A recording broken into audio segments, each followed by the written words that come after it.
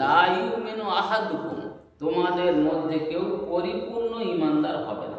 পরিপূর্ণ ইমানদার হতে গেলে কেমন হওয়া দরকার?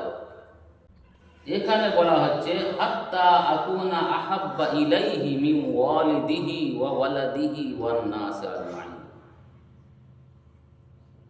তোমরা, তোমাদের মধ্যে কেউ পরিপূর্ণ ঈমান হবে না, ঈমানদার হবে না যতক্ষণ পর্যন্ত তার কাছে আমি অধিক প্রিয় না হই।